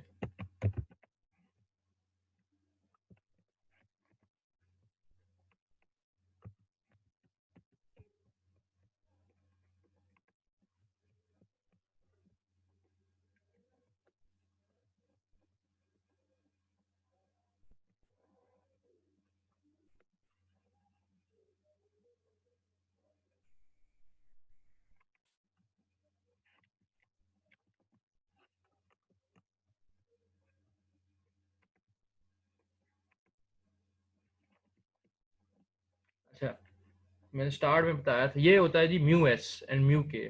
म्यू एस क्या है, कोफिशिएंट ऑफ स्टैटिक फ्रिक्शन, और म्यू के क्या है, coefficient of kinetic friction. Start में बताया था कि काइनेटिक फ्रिक्शन का जो coefficient of kinetic friction is always less than coefficient of static friction. आप देख लो जो भी सरफेसेस है, स्टील ऑन स्टील है तो स्टैटिक फ्रिक्शन ज्यादा है, काइनेटिक कम है। एल्यूमिनियम अगर स्टील के ऊपर है की सरफेस पे है तो स्टैटिक फ्रिक्शन ज्यादा है, काइनेटिक फ्रिक्शन कम है। तो kinetic friction is always less than static friction in all cases. अच्छा, सबसे कम फ्रिक्शन है आइस ऑन आइस। जाहिर है ऑब्वियसली आप की जो सरफेस है वो स्मूथ है। तो मैंने बताया था कि नेचर ऑफ सरफेस पे भी फ्रिक्शन डिपेंड कर रही होती है। ये वो केसेस हैं जिसके बारे में बताना चाह रहा था कि सबसे पहला केस क्या है जी, सबसे पहला केस ये है कि ये सरफेस है, इस सरफेस पे ये कोई वुडन चलो टेबल कह लेते हैं, एक टेबल पड़ा हो। टेबल की जो का वेट है वो कहाँ पे एक्ट कर रहा है, वर्टिकली डाउनवर्ड एक्ट कर रहा है। अपोजिट डायरेक्शन में क्या लगेगी, एक नॉर्मल रिएक्शन होगा, नॉर्मल फोर्स लग रही होगी। अच्छा, अब टेबल पे कोई एक लड़का है, कासिम साहब है जी, टेबल पे डाउनवर्ड फोर्स एक्ट कर रहे हैं, टेबल की मूवमेंट होगी नहीं, टेबल पे डाउनवर्ड फोर्स एक्ट हो रही है, टेबल मूव कर ही नहीं रहा। टेबल की मूवमेंट के लिए आपको यहाँ पे इस डायरेक्शन में फोर्स लगानी पड़ती है, जिसकी वजह से आपकी फ्रिक्शनल फोर्स क्या होगी, जीरो। हमेशा याद रखना सेकंड कैरेक्टरिस्टिक थी फ्रिक्शनल फोर्स की, कि फ्रिक्शनल फोर्स ऑलवेज जो है ना कम्स इन प्ले जब कोई एक पुशिंग फोर्स उस पर लग रही होगी जो उसको मूव कराना चाह रही होगी, क्योंकि पुशिंग फोर्स ही इस डाउनवर्ड डायरेक्शन में लग रही है तो फ्रिक्शनल फोर्स क्या होगी, जीरो होगी। क्योंकि जब आप इक्विलिब्रियम की इक्वेशन लगाओगे sigma F of X is equal to zero, friction force क्या है, जीरो, क्योंकि इसका ये कंपोनेंट इस डायरेक्शन में है ही नहीं। तो पहला केस क्या है, no friction case. Second case क्या है, नो मोशन केस। फ्रिक्शन तो होगी लेकिन मोशन नहीं होगा। कैसे, ये फोर्स है जी कोई इंक्लाइंड फोर्स लग रही है नीचे की तरफ, अब मैंने बताया था जब भी इंक्लाइंड फोर्स लगेगी इसके दो कंपोनेंट्स होंगे, एक एक्स कंपोनेंट और एक वाई कंपोनेंट। जब इसको रिजॉल्व करोगे वेक्टर इस फोर्स को, और वेट उसका वर्टिकली डाउनवर्ड एक्ट कर रहा है, तो वेट का जो काउंटर पार्ट होगा वो ये नॉर्मल फोर्स होगी जो अपवर्ड एक्ट कर रही होगी। अब जब मैंने इस कंपोनेंट को रिजॉल्व किया, इस जो पुशिंग फोर्स है, तो पी ऑफ एक्स वो कंपोनेंट होगा जो कि हॉरिजॉन्टली डायरेक्शन में मूवमेंट, मतलब जो मूव करवाएगा इस ब्लॉक को। पी वाई की वजह से वो, उस कंपोनेंट की वजह से ब्लॉक मूव नहीं करेगा, पी एक्स की वजह से वो मूव करेगा। तो जो पी एक्स कंपोनेंट होगा उसका मतलब जो काउंटर पार्ट होगा वो क्या होगा, ये फ्रिक्शनल फोर्स होगी जो कि इस कॉन्टेक्ट सरफेस पे लगेगी। ठीक हो गया। तो पी एक्स, तो ये जो आपका क्या नाम है, इस वक्त जो है आपका मोशन नहीं होगा, मतलब आपकी वो स्टेट है जब मोशन नहीं हो रहा। क्यों? क्योंकि आपकी जो पुशिंग फोर्स है वो फ्रिक्शनल फोर्स से कम है। पुशिंग फोर्स क्या है? फ्रिक्शनल फोर्स से कम है। अच्छा, अब मोशन इम्पेंडिंग केस मैंने बताया था, अब एक स्टेट आएगी, आपने क्या किया, आपने फोर्स बढ़ाई, आप बढ़ाते गए हो। अब उस स्टेज पे आप पहुंचे हो जब आपकी ये जो पी एक्स, वही ये पिछली एक्सप्लेनेशन इस पे भी लगेगी, जो पी एक्स कंपोनेंट है वो किसके इक्वल हो गया, इस फ्रिक्शनल कंपोनेंट के इक्वल हो गया, फ्रिक्शनल फोर्स के इक्वल हो गया। इस केस में ये जो पी एक्स था वो लेस देन दिस एफ था। इस केस में ये जो आपका हॉरिजॉन्टल कंपोनेंट था पुशिंग फोर्स का वो लेस था फ्रिक्शनल फोर्स से। इस केस में जब मोशन इम्पेंडिंग का केस है, मोशन इम्पेंडिंग का केस क्या है, अभी जो बताया था, लिमिटिंग फ्रिक्शन कहते हैं इसको। इस केस मतलब इस मोशन इम्पेंडिंग जब हो रही होगी, इम्पेंडिंग मतलब about to happen, when motion is about to happen, उस वक्त जो फ्रिक्शन होगी उसे हम लिमिटिंग फ्रिक्शन कहते हैं। अच्छा, इस केस में जो लोड का हॉरिजॉन्टल कंपोनेंट, ये जो पी एक्स कंपोनेंट है जिसकी वजह से जो पुशिंग फोर्स का हॉरिजॉन्टल कंपोनेंट है जिसकी वजह से मोशन हो रहा है, वो किसके इक्वल हो जाएगी, दिस फोर्स के इक्वल। इसने m क्यों लिखा है, इंपेंडिंग मोशन को शो कराने के लिए फ्रिक्शन के, यहाँ पे m नहीं लिखा हुआ। क्यों? यहाँ पे इंपेंडिंग मोशन नहीं है क्योंकि अभी p की वैल्यू क्या है, लेस देन f है। जैसे उसने इन दोनों को डिस्टिंग्विश करने के लिए, इसको इससे डिफरेंस, दोनों का डिफरेंस शो करने के लिए इसको fm लिख दिया कि इस पॉइंट पे क्या है कि जो आपका पी एक्स कंपोनेंट है वो किसके इक्वल हो गया, एफ एम के इक्वल हो गया। एफ एम क्या है, मोशन इम्पेंडिंग स्टेट है, मतलब वो बताना ये चाह रहा है कि ये स्टेट कौन सी है, मोशन इम्पेंडिंग स्टेट है, when motion is about to happen, कि इसके बाद अब मोशन ने क्या हो जाना है, स्टार्ट हो जाना है। तो इस केस में पी एक्स क्या हो जाएगा, एफ एम के इक्वल होगा। तो मोशन इम्पेंडिंग के केस में हमेशा पुशिंग फोर्स इक्वल होती है फ्रिक्शनल फोर्स के। जब उससे पहले जो केस होता है स्टैटिक, दोनों ये देखो दोनों स्टैटिक फ्रिक्शन के केस हैं, ठीक है, दोनों स्टैटिक फ्रिक्शन के केस हैं। अच्छा, ये नो मोशन और मोशन इम्पेंडिंग, क्योंकि मोशन इम्पेंडिंग वो मैक्सिमम मतलब पुशिंग फोर्स है जिसपे जो मतलब वो मैक्सिमम पुशिंग फोर्स की वैल्यू है जो कि किसके इक्वल है, फ्रिक्शनल फोर्स के इक्वल है। इस केस में जो आपकी पुशिंग फोर्स है वो लेस है फ्रिक्शनल फोर्स। इस केस में आपकी जो पुशिंग फोर्स है वो इक्वल टू है फ्रिक्शनल फोर्स के। अब जब इससे ज्यादा वैल्यू हुई, जब आपकी पी एक्स की वैल्यू इस एफ एम से ज्यादा हुई, देखा अब यहाँ पे P x greater than F है। अब इसने यहाँ पे एफ के साथ के क्यों लिखा है, शो कराने के लिए कि अब कौन सी स्टेट आ गई है, काइनेटिक स्टेट आ गई है। आप यहाँ पे एफ एस भी लिख सकते हो, ये स्टैटिक स्टेट है, ये एफ एम इम्पेंडिंग स्टेट है, ठीक है, ये एफ के मतलब काइनेटिक स्टेट है। यहाँ पे अब जो फ्रिक्शन होगी वो कौन सी फ्रिक्शन होगी, काइनेटिक फ्रिक्शन।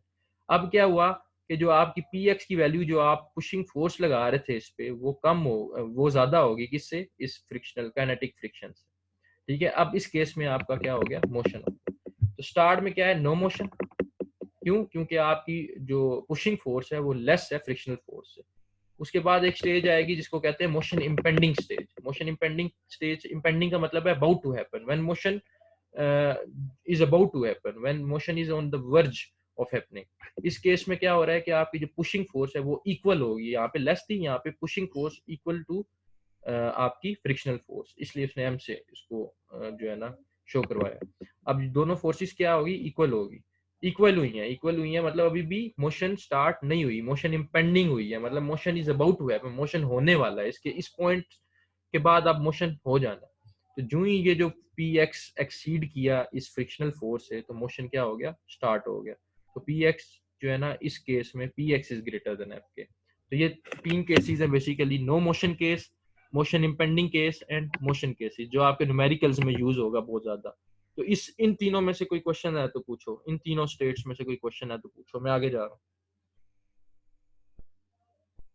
इन तीनों स्टेट्स में से कोई क्वेश्चन है तो पूछो, कोई मसला इसमें समझ ना आई हो। नहीं है? No sir. ठीक है, तो ये 3 स्टेज हमेशा याद रखनी है। पहली स्टेज कौन सी है? No motion stage. No motion stage में हमेशा फ्रिक्शनल, आपका जो पुशिंग फोर्स है वो लेस होगी किससे? फ्रिक्शनल फोर्स से। ठीक है, मोशन इंपेंडिंग स्टेज पे हमेशा फ्रिक्शनल फोर्स किसके इक्वल होगी? इक्वल। पुशिंग फोर्स के। और काइनेटिक जो आपका मोशन स्टेज है, मोशन स्टेज में क्या होगा जी? मोशन स्टेज में हमेशा आपका जो पुशिंग फोर्स है वो क्या होगी? ग्रेटर होगी किससे? फ्रिक्शनल फोर्स से। तो बस वो उसने शो करवा दिया, मतलब फ्रिक्शनल फोर्स को के जब काइनेटिक स्टेट होगी, ये काइनेटिक स्टेट है, ठीक है जी। ये मोशन वाली स्टेट कौन सी है? काइनेटिक। यहाँ पे मोशन स्टार्ट हो गई। ये दोनों स्टैटिक स्टेट। इसमें फर्क क्या है कि इसमें फ्रिक्शन की वैल्यू पुशिंग फोर्स के इक्वल है और इसमें फ्रिक्शन की वैल्यू पुशिंग फोर्स से ज्यादा है, यानी पुशिंग फोर्स लेस है आपकी फ्रिक्शन से। अच्छा, तो इसका जो क्या नाम है, जो आपका मोशन इंपेंडिंग स्टेज है, इस पे जो फ्रिक्शन होगी उसको क्या कहते हैं? मैंने बताया लिमिटिंग फ्रिक्शन कहते हैं। कौन सी फ्रिक्शन कहते हैं? Limiting friction. तो लिमिटिंग फ्रिक्शन बेसिकली क्या होती है? ये मैक्सिमम वैल्यू होती है स्टैटिक फ्रिक्शन की, जहां तक बॉडी मूव नहीं करता। इस फ्रिक्शन की वैल्यू से एक्सीड किया पुशिंग लोड, बॉडी क्या करेगा? स्लाइड करेगा, मूव करेगा, इन काइनेटिक स्टेज में हो जाएगा। तो मैं ये कह सकता हूँ कि लिमिटिंग फ्रिक्शन को कि it is the maximum value of static friction up to which body does not move. ठीक हो गया जी, ये 3 केस बड़े इंपॉर्टेंट थे। अब है जी टोटल रिएक्शन क्या होता है? टोटल रिएक्शन जो है, अब ये resultant of frictional force and normal reaction है। सिंपल है, कुछ भी नहीं है इसमें कि आपका जो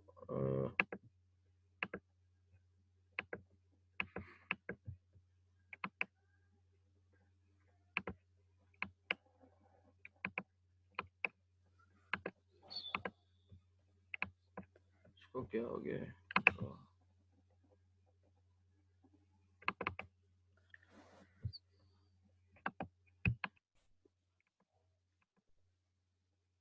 अच्छा चलो यहाँ से बता देता हूँ। ये आपका जो टेबल पड़ा हुआ है उस सरफेस पे वेट वर्टिकली डाउनवर्ड एक्ट करेगा, नॉर्मल फोर्स क्या करेगी?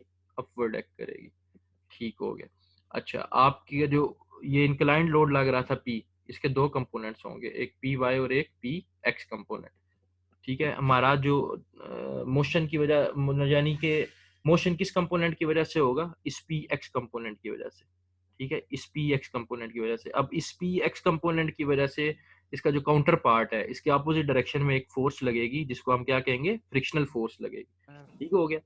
तो आपका जो टोटल रिएक्शन होता है वो क्या है? It is the resultant of frictional force and normal force. Frictional force और नॉर्मल फोर्स का रिजल्टेंट निकालो। देखो, ये नॉर्मल फोर्स अपवर्ड डायरेक्शन में लग रही है, ये फ्रिक्शनल फोर्स डाउनवर्ड डायरेक्शन में लग रही है। तो लगाओ इस पे हेड टू टेल रूल।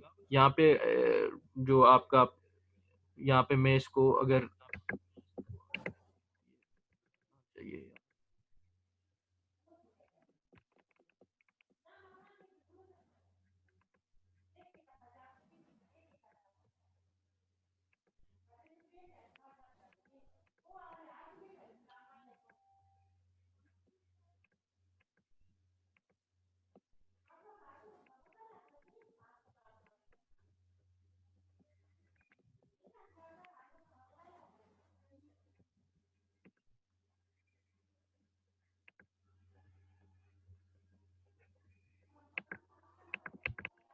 क्या मसला है भाई इसको?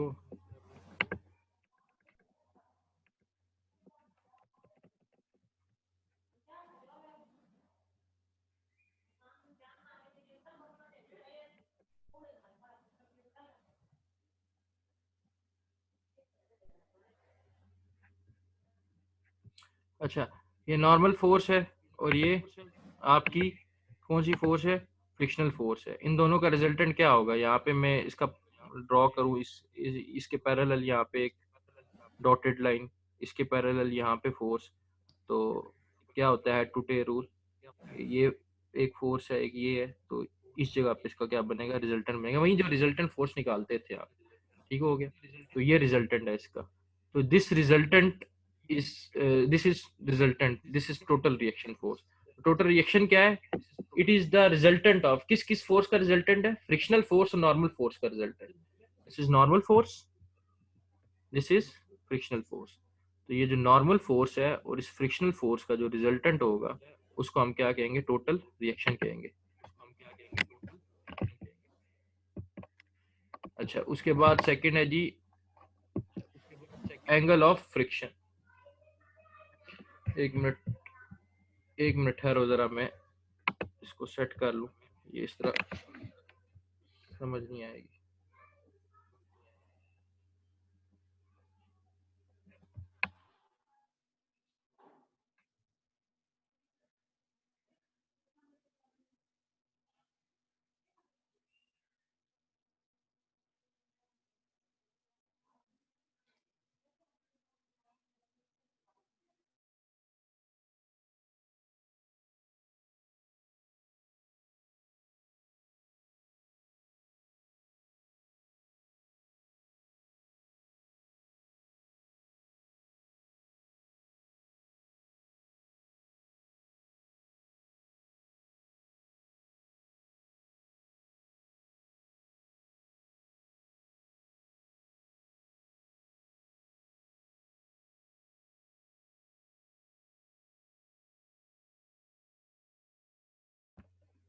अच्छा जी,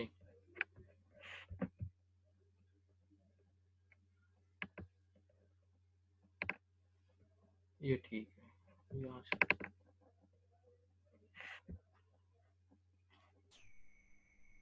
सबसे पहला जो था वो था टोटल रिएक्शन। ठीक है, जो टोटल रिएक्शन है ना, वो मैंने बताया कि टोटल रिएक्शन क्या होता है।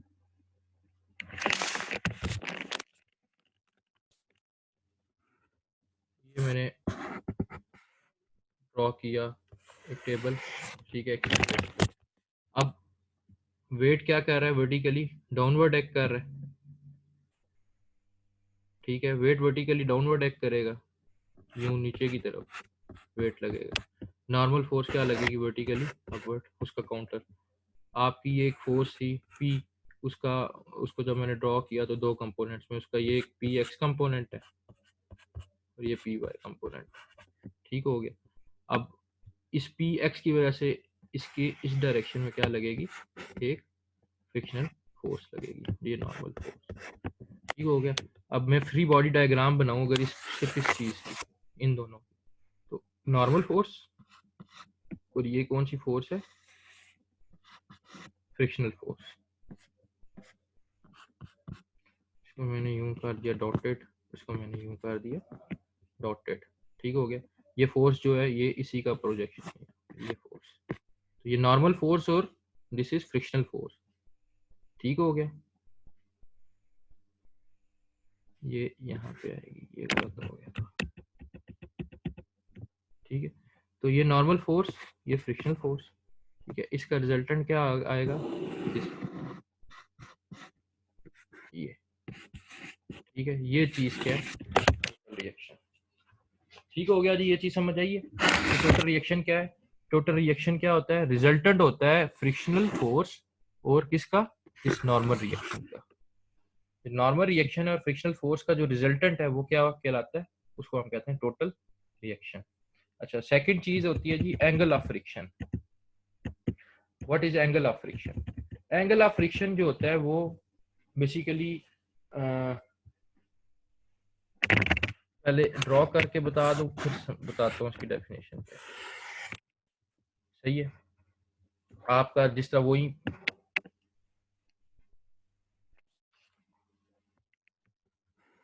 ये आपकी नॉर्मल फोर्स, ठीक है, ये आपकी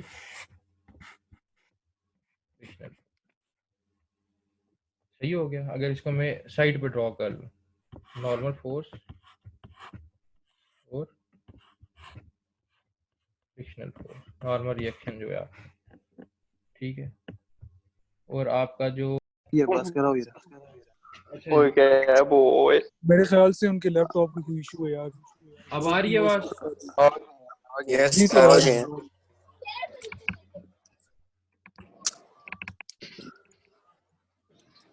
दूसरा था जी angle of friction. What is angle of friction? और मैं ये बता रहा था कि ये नॉर्मल रिएक्शन, अब मैं कंप्लीट डिटेल में नहीं जाऊंगा। नॉर्मल रिएक्शन यहाँ पे क्या है, फ्रिक्शनल फोर्स। मैं इसको साइड पे ड्रॉ करूँ, ये फ्रिक्शनल फोर्स, ये नॉर्मल रिएक्शन, ठीक है। रिजल्टेंट अभी मैंने पीछे बताया है कि इसका रिजल्टेंट होगा यहाँ पे, ठीक है। रिजल्टेंट किसका रिजल्टेंट है, फ्रिक्शनल फोर्स और नॉर्मल रिएक्शन का रिजल्टेंट। तो जो एंगल ऑफ फ्रिक्शन होता है ना, ये एंगल किसका एंगल है, it is the angle which the resultant, ये रिजल्टेंट जो है, which the resultant, this resultant, definition बता रहा हूँ। It is the angle which the resultant, resultant किसका, फ्रिक्शनल फोर्स और नॉर्मल रिएक्शन का रिजल्टेंट किसके साथ बनाता है, मेक्स विद नॉर्मल रिएक्शन। यानी यहाँ पे जो ये जो एंगल बनेगा ना, ये दिस वन, लेट्स सपोज इसको कोई भी नाम दे लो, मैं कहता हूँ फी है, ठीक हो गया। तो जो एंगल, अब डेफिनेशन क्या कह रही है कि the angle between resultant and normal reaction, resultant किसका, frictional force and normal force का resultant, this R, frictional force और नॉर्मल फोर्स का रिजल्टेंट क्या है, ये आर। ये जो एंगल बना रहा है किसके साथ, दिस नॉर्मल फोर्स के साथ। इस एंगल को मैं क्या कहूंगा, इस एंगल को मैं कहूंगा एंगल ऑफ फ्रिक्शन। क्या कहूंगा जी, एंगल ऑफ फ्रिक्शन। अच्छा, अब मुझे ये बताओ, अगर ये एक फिगर है मेरे पास, इस पे मैं लगाऊं tan थीटा, tan फी, क्या लगाता हूँ, tan फी किसके इक्वल होगा, tan किसके इक्वल होता है, साइन डिवाइडेड बाय कॉस,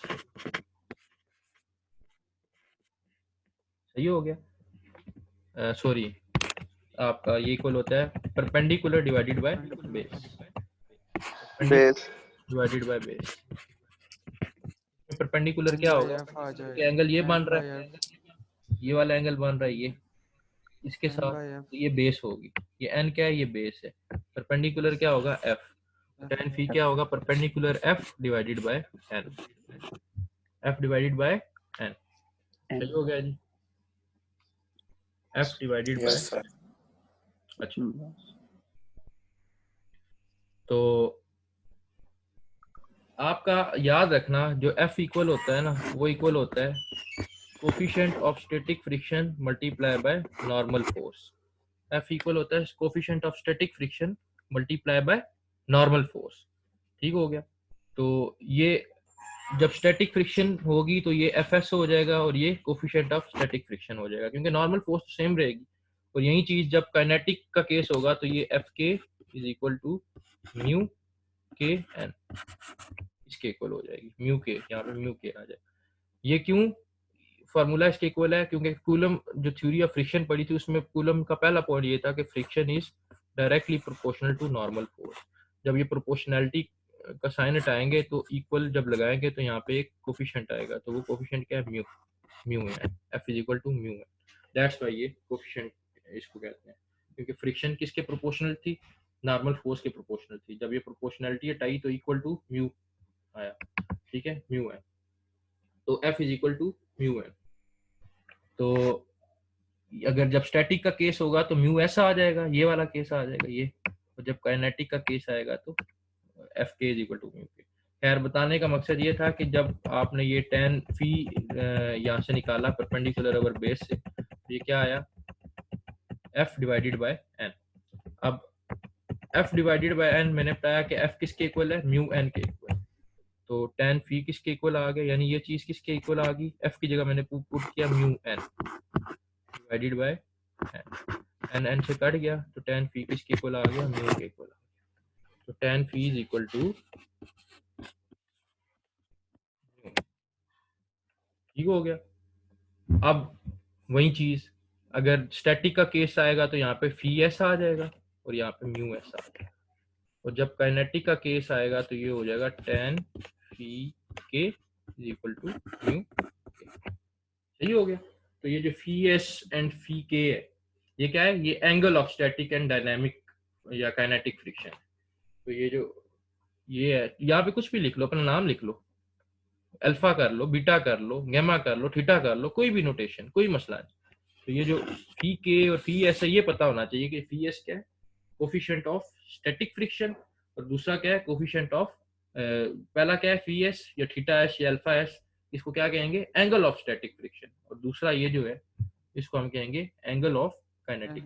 ये किसके इक्वल होता है? म्यू एस और म्यू के इक्वल। अगर स्टैटिक का केस होगा तो म्यू एस, यू एस क्या है?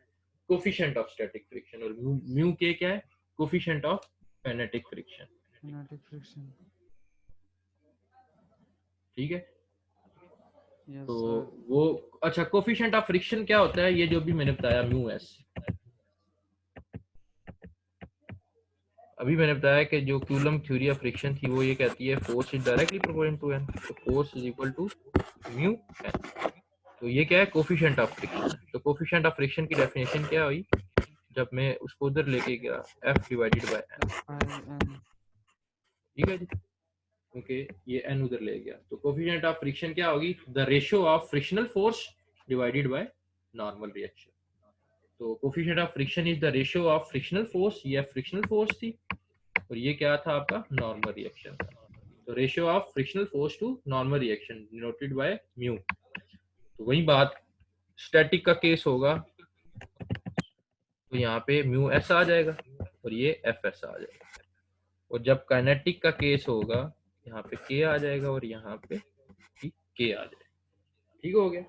तो कोफिशिएंट ऑफ ये म्यू के और म्यू एस क्या हो जाएगा? म्यू एस होगा कोफिशिएंट ऑफ स्टैटिक फ्रिक्शन और म्यू के क्या होगा? Coefficient of kinetic friction. और याद रखना कि ये जो कोफिशिएंट ऑफ फ्रिक्शन है म्यू एस या म्यू के जो भी है, इसकी वैल्यू 0 और 1 के दरमियान होती है। रेंज क्या है? 0 और 1 के दरमियान। ठीक है, 0 और 1 के दरमियान। ठीक हो गया? और दूसरी बात, ये देखो रेशो किसका है? ये भी फोर्स है, एफ के डिवाइडेड बाय नॉर्मल रिएक्शन, ये भी फोर्स है। तो फोर्स से कटेगी तो यूनिट क्या है? Unit less. ये डायमेंशन लेस है, कोफिशिएंट डायमेंशन लेस है, यूनिट लेस। तो कोफिशिएंट ऑफ फ्रिक्शन क्या है? यूनिट लेस क्वांटिटी है। और इसका मैग्नीट्यूड क्या है? मैग्नीट्यूड कहां से कहां तक होता है? 0 से 1 तक होता है। ठीक हो गया? और ये कोफिशिएंट ऑफ फ्रिक्शन डिपेंड किस पे कर रही होती है? ये बेसिकली सरफेस पे डिपेंड कर रही होती है दैट आर इन कांटेक्ट, जो दो सरफेस इन कांटेक्ट है। तो कोफिशिएंट ऑफ फ्रिक्शन उस सरफेस का कम होगा जो सरफेस स्मूथ है, ऑयली है, कोई लुब्रिकेंट है, और जो सरफेस रफ होगी उसका जो कोफिशिएंट ऑफ फ्रिक्शन है वो क्या होगा? वो ज्यादा होगा। खैर, ये था कोफिशिएंट ऑफ फ्रिक्शन। दूसरा मैंने आपको इससे पहले बताया टोटल रिएक्शन। तो टोटल रिएक्शन का मैंने बताया था कि क्या है? फ्रिक्शनल फोर्स और नॉर्मल रिएक्शन का रिजल्टेंट। और एंगल ऑफ फ्रिक्शन बताया कि एंगल फ्रिक्शन क्या होता है कि वो जो रिजल्टेंट फोर्स आई थी वो कैसे आई थी? आपकी जो फ्रिक्शनल फोर्स और नॉर्मल रिएक्शन थी उसका रिजल्टेंट था। वो किसके साथ एंगल बनाए? नॉर्मल रिएक्शन के साथ जो एंगल बनाए वो क्या होता है? Angle of friction. अच्छा, दूसरी बात, उस एंगल ऑफ फ्रिक्शन में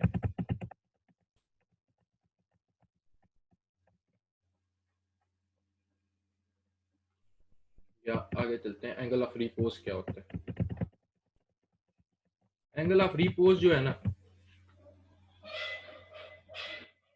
ये सिंपल एंगल ऑफ प्लेन होता है विद हॉरिजॉन्टल, जिस पे बॉडी क्या होती है? On the verge of sliding. For example, ये इंक्लाइंड सरफेस है, यहाँ पे एक ऑब्जेक्ट पड़ा हुआ है, ठीक है, दिस। अब ये जो ऑब्जेक्ट है, ये इंक्लाइंड सरफेस इस हॉरिजॉन्टल के साथ जो एंगल बनाएगी, मतलब अगर मैं इधर एक हॉरिजॉन्टल सरफेस ड्रॉ कर लूं, इस जो इंक्लाइंड सरफेस पे क्या एक चीज पड़ी हुई है? एक कोई बॉडी है, ठीक है। जब ये body on the verge of sliding down, बिल्कुल स्लाइड करने लगेगी ना, on the verge of sliding down, यानी वही इम्पेंडिंग मोशन वाला केस है। किस वजह से स्लाइड करेगी? अपने वेट की वजह से करेगी ना। ठीक हो गया? Due to its own weight करेगी। जब ये अपने स्लाइडिंग मतलब ऑन द वर्ज होगी स्लाइडिंग पोजीशन में, तो उस वक्त जो ये हॉरिजॉन्टल के साथ एंगल बनाएगी, कोई भी थीटा, अल्फा, लेट्स सपोज मैं कहता हूँ alpha, this alpha is angle of repose. तो एंगल ऑफ रिपोज क्या है? एंगल ऑफ प्लेन है विद हॉरिजॉन्टल। ये प्लेन विद हॉरिजॉन्टल कब? जब जो बॉडी इसके ऊपर पड़ी हुई है, it is on the verge of sliding down due to its own weight. ठीक है, डिनोटेड बाय अल्फा कह लो, वैसे अल्फा से मैंने इसको डिनोट किया, किसी से भी कर लो। तो इसमें एक और जो चीज समझने वाली है वो ये है कि इसकी मैं अगर डेप्थ में जाऊं, ठीक है, ये एक ब्लॉक है।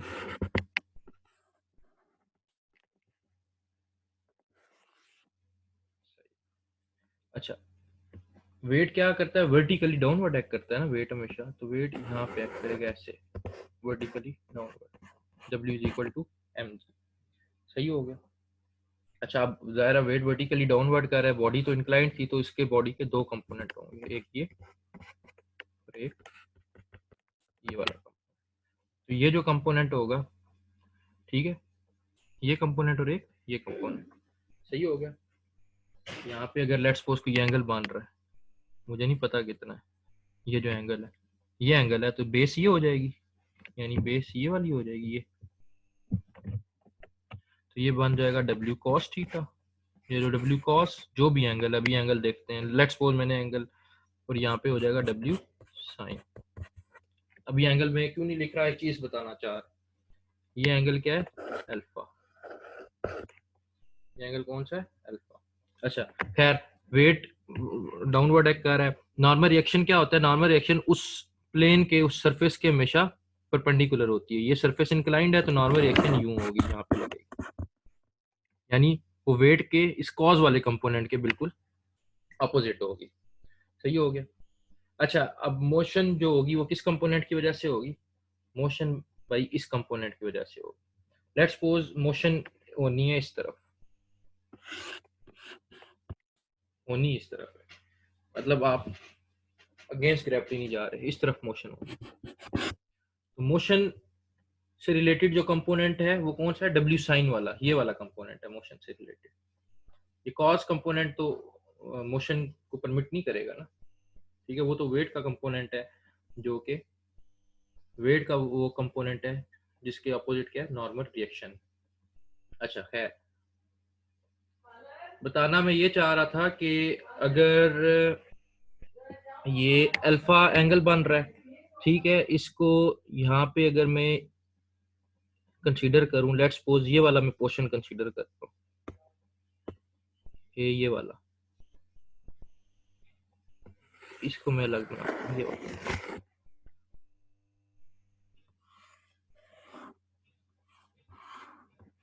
ठीक है।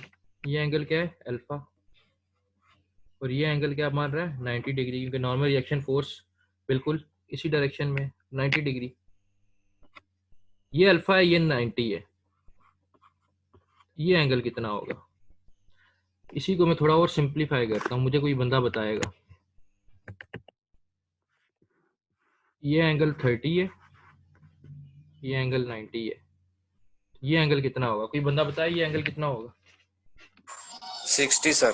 कैसे निकाला, 90 माइनस 30, तो ये एंगल फिर क्या हो जाएगा, 90 माइनस अल्फा, क्या हो जाएगा, 90 माइनस अल्फा, यानी ये जो एंगल है ना, ये वाला, ये वाला अल्फा, ये है, यहाँ पे बनाता हूँ 90 माइनस अल्फा। सही है।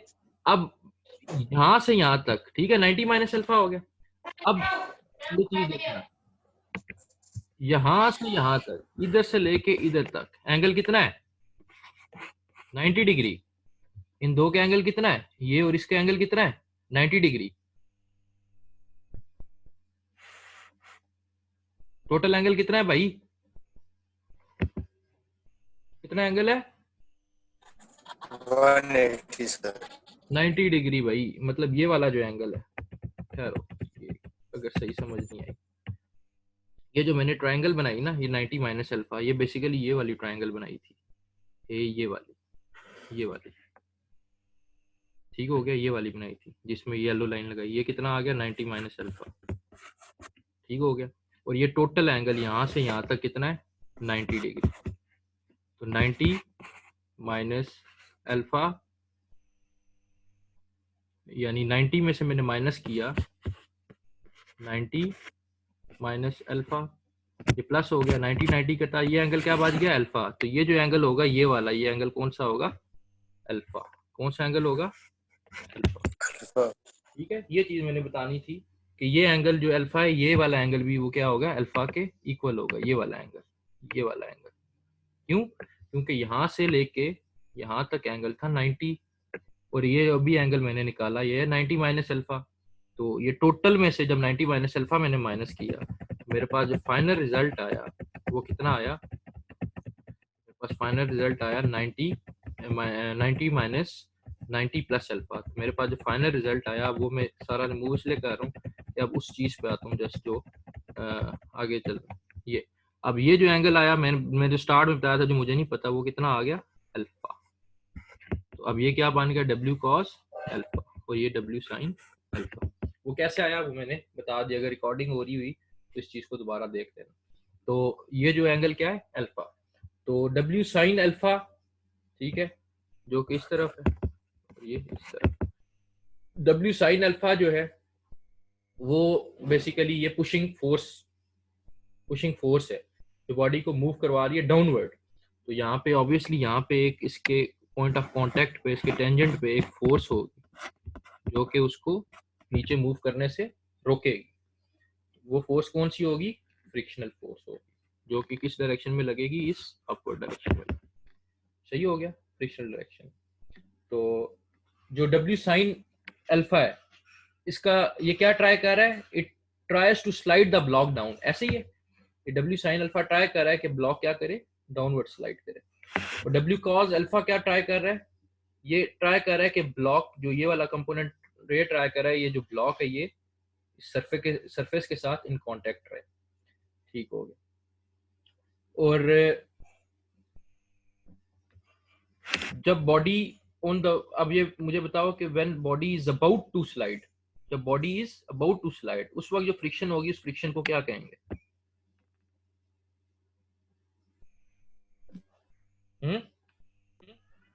Limiting sir. When body is about to slide, जब ये बॉडी, ये जो बॉडी है, it is on the verge, it is on the point, just on the point of sliding, या it is about to slide, उस वक्त जो आपकी फ्रिक्शन होगी उसको हम क्या कहेंगे? Pending motion. हाँ, इम्पेंडिंग तो मोशन होगा ना, तो फ्रिक्शन इम्पेंडिंग मोशन पे कौन सी होती है, लिमिटिंग फ्रिक्शन। उस वक्त जो फ्रिक्शन होगी उसको हम क्या कहेंगे, लिमिटिंग फ्रिक्शन कहेंगे। कौन सी फ्रिक्शन कहेंगे, लिमिटिंग फ्रिक्शन। लिमिटिंग। ठीक हो गया, ये चीज बतानी थी। और दूसरा